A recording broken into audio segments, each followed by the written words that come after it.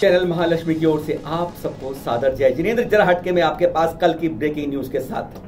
जी हाँ, कड़ी से कड़ी मिला के आप देखेंगे तो आप पूरी बात समझ पाएंगे, इसलिए सब्सक्राइब करिएगा चैनल, इसलिए आपको कहते हैं सबसे पहले शुरू भी कह देते हैं। आज हम बात करने आए हैं कल की बात के लिए कि हमारी कई जगह तीर्थ क्षेत्रों पर हमारी जिस तरह की धर्मशालाएं हैं, कमेटियां बैठी हैं, वो इस तरीके से बात करती हैं जैसे उन्हें यात्री और हमारे जो त्यागी वृंद में कोई भेद ही नहीं है।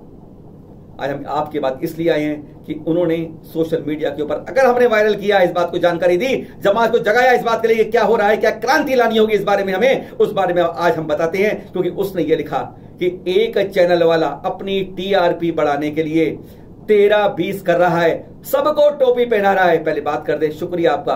अगर हम 42.5 लाख जैन इस तरह से टोपी पहन लें तो जैन समाज की अलग एक पहचान बन जाएगी। आपने कहा किस लिए, हमने कहा किस लिए, फर्क है दोनों के अंदर, बात के अंदर। पर एक बात आपने जो कही कि हम 13-20 कर रहे हैं, इसकी हम घोर भर्त्सना और घोर निंदा करते हैं और हम कहते हैं झूठा भ्रामक प्रचार बिल्कुल मत करिए। सच है तो सच कहिए, गलत है तो गलत कहिए, झूठ के ऊपर पर्दा सच का मत डालिए। आज आपने जो कल जब हमने हर से बातचीत की, जिसने पत्र जारी किया है उसकी गाली गलौज की बौछार भी सुनी, पर आप में से कुछ में इतनी हिम्मत नहीं आई, ना उनके ट्रस्ट की कमेटी में आई कि इस तरह की बदतमीजी, इतनी तरह की बेहुदा बात आपने कैसे कर ली। शिकायत अदालत में हम भी कर सकते हैं, मानहानि का दायर कर सकते हैं मुकदमा, लेकिन जैन बंधु पर करना शायद हमारे अंदर फितरत नहीं है इस तरह की करने की।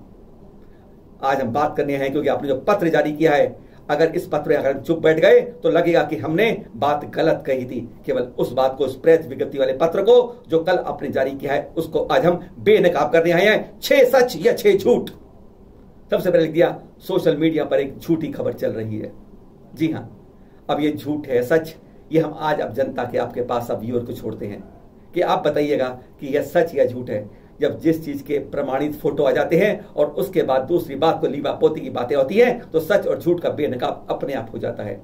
कुछ लोग कहते हैं हम जैन धर्म की निंदा कर रहे हैं, बताते हैं इस तरह से, हम इस तरह से जैन सच निंदा कभी भी बताने से नहीं होती है। जो गलत करता है उसके कारण ही हमें इस तरह की निंदा होनी पड़ती है। आप कहते हो जैनेतर लोगों में निंदा हो रही है, अरे एक दिन ऐसे ही आता रहेगा तो एक दिन जैन समाज के अंदर भी निंदा को रोक नहीं पाओगे, अपने घर की निंदा को नहीं रोक पाओगे। फलों की टोकरी में अगर एक सड़ा फल रह जाए ना और उसमें आप कपड़ा चढ़ा दो कि नहीं किसी को दिखाई देगा, तो ध्यान रखिएगा जब कपड़ा उठाओगे तो साढ़े के साढ़े फल सड़े हुए मिल जाएंगे। जिस दिन गलती होती है उसी दिन रोक दीजिए, जरूर आवाज उठेगी, तकलीफ होगी, लेकिन जब अगली बार गलती होगी तो वह 100 बार सोचेगा और 100 हाथ उसको रोकने के लिए स्वतः तैयार हो जाएंगे। हम केवल इसी भावना से आपको बताते हैं। जिस दिन पहली बार शीतलाचार किया था उसी दिन रोक दिया होता, तो शीतलाचार की बात नहीं होती। जिस दिन पहली बार निधि धाम बनाया गया था उसी दिन आज बना रोक दिया होता तो आज निधि धामों की बाढ़ नहीं आती। और इसी तरह से कोई कोठी इस तरह बोलती है, इस तरह व्यवहार करती है, अगर आज उसको रोक देंगे तो कल कोई कोठी इस तरह का गलत व्यवहार किसी से नहीं करेगी। शुरुआत करते हैं आज की इसकी बात। अब आपसे 6 सवाल और 6 जवाब। पहला सवाल, पहली बात रखी, बिना किसी पूर्व सूचना के वर्षा काल में कोठी में आ गई। जी हां, बात सही है कि शुल्लिका राजस्थान से बिना सूचना के चतुर्मास के दौरान ही 20 पंथी कोठी में आई, कोई बात नहीं है। लेकिन क्यों आई, क्या कारण था किसी त्यागी को चतुर्मास के दौरान ही एक जगह से दूसरी जगह आना पड़ता है? हमने उस बात को नहीं देखा, हमने दरवाजे बंद कर दिए। क्या आज की तारीख में किसी भी त्यागी वृंदी को किसी भी तीर्थ में जाने के लिए क्या दरवाजा पहले खटखटाना पड़ेगा? क्या उसको पहले घंटी बजाकर अनुमति लेनी पड़ेगी? क्या हम यह सभ्यता लेके आ रहे हैं आज हमारे अंदर? कि हमारे तीर्थ क्षेत्र के अंदर धर्मशालाएं इतनी ज्यादा बड़ी हो गई कि आज वह त्यागियों को दरवाजे पर खड़ा करके पहले पूछेंगे कि आपने में पूर्व सूचना देनी थी। अरे यात्री भी आज जब आते हैं तो पूर्व सूचना के बगैर आते हैं, लेकिन आपको तो आदत पड़ गई है कि हर को 12 घंटे खड़ा करने की पड़ गई है। जैसे कि हमने पूछा कि वर्षा काल में ऐसी तकलीफ क्या थी? कोई भी त्यागी वृंद कहीं ना कहीं वर्षा काल में चलता है, लॉकडाउन में चलता है, तो कोई ना कोई किसी परेशानी से ही चलता है। हमें यह सोचना होगा, हमें इतने संवेदन ही नहीं होगा कि अगर हमारी कोठियों के अंदर हमें इतना ऊंचा पद मिल गया है तो हम किसी के, अरे यहाँ के मैनेजर साहब जिन्होंने ये पत्र लिखा है ना, उन्होंने कहा कि इसका सामान मैं उठा के बाहर फेंक दूंगा, इसको मुझे कोई भी मानता, ये साधु होते ही नहीं है, मैं किसी का नौकर नहीं हूं। अरे यात्रियों की जब सेवा करनी होती है ना, जिस पद पर बैठे हैं, जो कोठी बनी है, यह गरिमा इसकी इस तीर्थ क्षेत्र से बनी है, ना कि तीर्थ क्षेत्र की गरिमा आपसे बनी है। हमें सोचना होगा इसके बारे में। क्यों आई बिना पूछे? क्या इन्फॉर्म करने के कोटे को हम आ रहे हैं? क्या तीर्थ पर आने के लिए पूछना पड़ेगा आपसे पहले? किसी साधु को आने से पहले पूछना पड़ता है समाज से? बोल है साधु विहार नहीं करता चातुर्मास में, तू भी जैन नहीं है? बोल। मैं तो जैन नहीं हूँ मान लिया, लेकिन आप तो जैन है। तू हरिजन है, बंद कर। क्या मेरे को जो करना है कर। चातुर्मास में विहार करते, बिना पूछे आते, रात बेरात। रात को नहीं, सुबेरे रात को नहीं, दिन में आए थे सुबह 9 बजे। सुबह 9 बजे आए थे, रात को नहीं आए थे। अरे नहीं जो बाकी तो बाहर फेंक दूंगा। बोल, ये मेरा बात सब तू ये कर और बोल दे किसको बोलने का, उसको फेंक दूंगा सामान बाहर। वो साधु ही नहीं है। बोल, अरे जितना तेरे को लगता है तो तेरे घर में लेके जा। इधर हमको सबकी नींद हराम कर दी। भेंचो क्या रख समझ रखा है हमको तुम्हारे जैन समझ का? तो मैं नौकर हूँ यहाँ। बोल। दो बातें और लिखी इसके अंदर, दूसरी और तीसरी एक साथ बोल देते हैं कि कोई भी दूसरे राज्य से आता है तो 14 दिन क्वारंटाइन होना होगा। और साथ में एक पॉइंट, तीसरा पॉइंट ये लिखा गया कि बगैर ट्रस्टी यानी पुलिस की, प्रशासन की अनुमति के बगैर किसी को अनुमति नहीं दी जाएगी। शब्दों पर ध्यान रखिएगा कि कोई भी दूसरे राज्य से आता है तो 14 दिन उसे क्वारंटाइन होना ही होगा। यह आवश्यक है, मान लिया बिल्कुल। लेकिन प्रशासन के बारे में बता दें, पुलिस के बारे में बता दें, वह इतनी संवेदनहीन, इतनी आज तक नहीं हुई जितने कि हम लोग हो गए हैं इस पृथ्वी के अंदर। किसी भी त्यागी व्रत के लिए कहीं भी हो, 6 जगह हमारे साधु कोरोना पॉजिटिव तक हो गए हैं। लेकिन क्या मजाल किसी साधु के ऊपर किसी पुलिस वाले ने उंगली तक की हो। उन्होंने स्पष्ट कह दिया कि जहां पर त्यागी रह रहे हैं वो वहीं रहिए, उनकी सुरक्षा रखिए, देखभाल करिए, उनकी चर्या के अनुसार ही काम करिए। लेकिन हम लोगों ने उनकी चर्या के ऊपर उंगली उठा के रख दी है। 14 दिन क्वारंटाइन होना होगा और बगैर पुलिस के अनुमति नहीं मिलेगी। थोड़ा इतिहास को पीछे लेके चलते हैं, मोक्ष सप्तमी के पास आ जाते हैं। 26 जुलाई से पहले 25 जुलाई तक पहुंच। यहां इस मधुबन के अंदर 12 से 15 यात्री आए जिनको किसी को भी क्वारंटाइन नहीं किया गया, किसी से भी पुलिस से अनुमति नहीं ली गई। क्यों नहीं ली गई? त्यागी वाले को पैसा देना पड़ेगा, उनके आहार के लिए खर्च होगा। और वहां पर कहते हैं सोने की अंडा देने वाली मुर्गी आ रही है तो किसी को क्या बताना है, दरवाजे खोल के रखो अपने लिए। यह दो तरफा नकाब रहकर नहीं चलेगा। अरे त्यागी वृंद हमारे लिए पूजनीय है, हमारे वह अतिथि है जिनके आगे सारी संता सरों के चरणों में नमन करती है, प्रणाम करती है, नमन करके उनको अपने उद्धार करती है। और जब यात्री आए तो आपने खोल दिए। क्या इस बात को सच्चाई बताएंगे कि जब 14 या 15 यात्री आए थे उस सप्तमी पर, जिसके साथ 20 कोटि वाले प्रतिमा लेकर ऊपर तक गए थे, सोनभद्रकूट तक, तब आपने किसको क्वारंटाइन किया था और आपने 14 दिन किसको रखा और किसकी पुलिस से अनुमति ली? किसी की नहीं ली गई। यह आपका एक और झूठ को सच बताने की कोशिश की गई। चौथी बात आपने लिखी, माताजी आहार करने चली गई। आपने कहा मैं जैन नहीं हूं, आपने मुझे कह दिया। अरे आपने तो हमारे पे बहुत जो आरोप लगाए। अगर आपको दोबारा सुनाएंगे ना, जिसको सुनना हो सुन लीजिए। कल कितनी गाली गलौज करी, कितने अपशब्द कहे। शर्म आती है ऐसे प्रबंधक के ऊपर जिसको आपने रखा हुआ है। कोठी के ट्रस्ट वालों को लगता है कि 13-20 का आंकड़ा करके ही मजा आता है कि एक को दूसरे जला दो और अपनी रोटी को सेक लो उसकी आंच के ऊपर। हमारे यहां त्यागी व्रत को पड़गहाना पड़ता है, उनसे विनय करनी पड़ती है। आइए हमारी भोजनालय में चलिए, आहार कीजिए, तब हमारे चलने पड़ते हैं, चलते हैं त्यागी व्रत। 2 दिन का आहार का उपवास था उनका, तब वह उनके पास चले और आपने कह दिया कि वह आहार करने चली गई। अरे आज आदिनाथ भोजनालय जो बना हुआ है, गरिमा है। अरे आपके यहां कितने करोड़ों रुपए धन आता रहा है पिछले कई वर्षों के अंदर, जो यहां पर समाज आपको केवल धन देता है, दान देता है, केवल इसलिए कि हमारे त्यागी व्रतों का आहार निहार आराम से हो।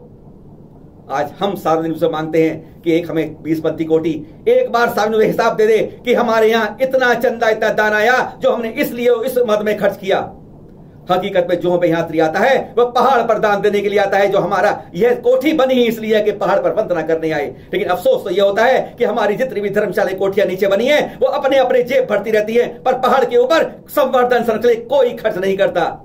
तीर्थ क्षेत्र कमेटी का आंकड़ा है कि अगर यहां पर 100 रुपए आते हैं तो ऊपर के लिए 15 रुपए तक नहीं आ पाते हैं और सारा पैसा आप लोगों पे चला जाता है। सार्वजनिक करिए अपने हिसाब को कि आपके पास कितना पैसा आया और आपने कितना खर्च किस मद में किया है।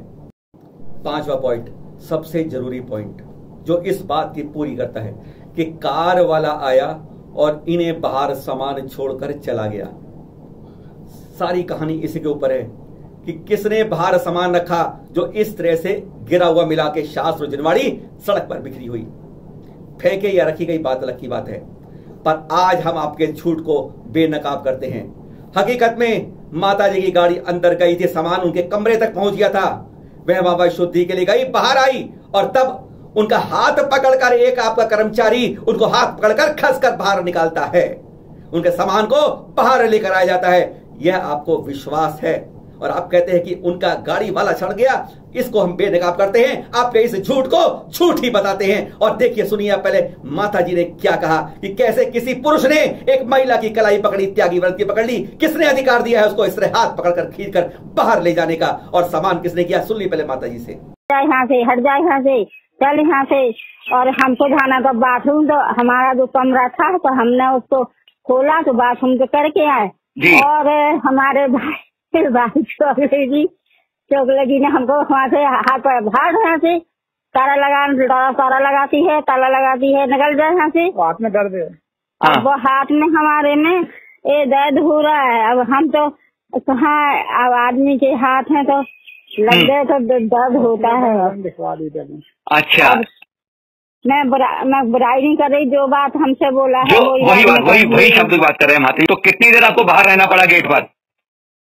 अरे अब बाहर तो हमें एक घंटा तो हम यहीं बैठे रहे। इन्होंने कही के निकल जाए यहाँ से। देखा मैंने, हाँ अल्लाह हो बोले जा, अपने कमरा में रखा बोले जा, तो बाहर गेट के बाहर गाड़ी कर दी, गेट के बाहर सामान फेंक दिया। और फिर हम आहार करने चले गए। आहार से यहाँ तो बैठे रहे, 1 घंटा पहले बैठे रहे, फिर बाद में बैठे रहे 1-2 घंटा। अच्छा, इन्होंने सामान इन्होंने बाहर फेंका था? हाँ, चोगले जी ने फेंकवाया था बाहर। और अब सुन लीजिए, आपके कर्मचारी जिसने ये सामान बाहर रखा उसने क्या कहा। और अफसोस तो यह है कि जब माता जी ने कह दिया कि उनका सामान बाहर फेंका गया, तो उसने हमें धमकाया कि अगर आपने ये कह दिया तो मैं सारे कर्मचारियों की हड़ताल करा दूंगा। यह है हमारी कोठियों को बेनकाब करने का सबसे कड़वा सच। सुनिए जरा उस आदमी कर्मचारी ने क्या कहा, उसका एक अंश। माता जी बोली है ना, शाम से फेंका हुआ, ये गलत बात है, बस इतना मैंने नहीं बोला। अब उनका कहना ये है, तुम्हारा कहना ये है, दोनों की है अपनी अपनी बातें, बिल्कुल ठीक है। वो आप सब वापस ले लीजिए, नहीं तो हम लोग यहाँ पे सब पूरा अनशन में बैठेंगे। कारण है उसने उस काम किया नहीं है तो हम लोग उसके डरेंगे नहीं। क्योंकि हमारे 15 आदमी लगा हुआ था सामान रखने में, कोई छू नहीं रहा था। उसका क्वारंटाइन वाला सामान था ना कोरोना का, इसलिए आदमी कोई नहीं, सबको हाथ जोड़ के मैं लेडीज को बुलाया था। तो लेडीज को हम अकेले, लेडीज तो झूठ नहीं बोलेगा ना, कर्मचारी तो झूठ नहीं बोलेगा। तो वो कैसे बोलते, हम लोग फेंके बोलते हैं, सामान एक चीज एक करके लेते रखे करते, सब साधु देखे हुए, सभी देखे हुए। इसीलिए हमारे जो भी वो माता जी बोलते सब सही है। और आपने कह दिया कि कुछ लोग भ्रामक प्रचार कर रहे हैं, तोड़ मरोड़ कर तथ्य पेश कर रहे हैं, और एक चैनल वाला 13-20 कर रहा है, सबको टोपी पहना रहा है। हमें फख्र होगा कि जिस दिन हम हर जैन बंधु के ऊपर एक टोपी रखने के लायक हो जाएंगे।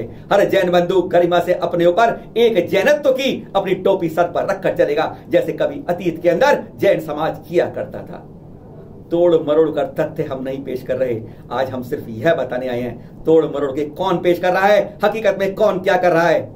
अपने हिसाब को बेनकाब करिए, सार्वजनिक करिए कि आप पर कितना पैसा आता है और कितना खर्च करते हैं आप त्यागियों के ऊपर, क्योंकि आप पर जो दान आता है वह केवल 2 काम के लिए आता है, त्यागियों के आहार विहार के लिए खर्च हो और यात्रियों की सुविधाओं पे खर्च हो, और तीसरा मुख्य आता है कि हमारे जो पवित्र पावन तीर्थ है इसकी संवर्धन और संरक्षण हो।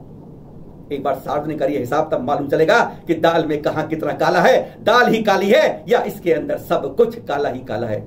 किसी दूसरे पर 13-20 का आरोप लगाइए, आपने यहां 13-20 करके आप ही अपने ऊपर यह कीचड़ उछालने की प्रयास कर रहे हैं। हम आपके इस बयान की, इस विज्ञप्ति की घोर भर्त्सना करते हैं और इस बात को कहते हैं कि आपका यह पत्र बिल्कुल झूठा और निराधार है, आंकड़ों से झूठा है। हमेशा सत्य को सामने लाइए, फख्र करिए कि आप जैन समाज की सेवा करने के लिए आए हैं। फिर मिलेंगे आपसे एक नए एपिसोड में। सादर जय जिनेंद्र।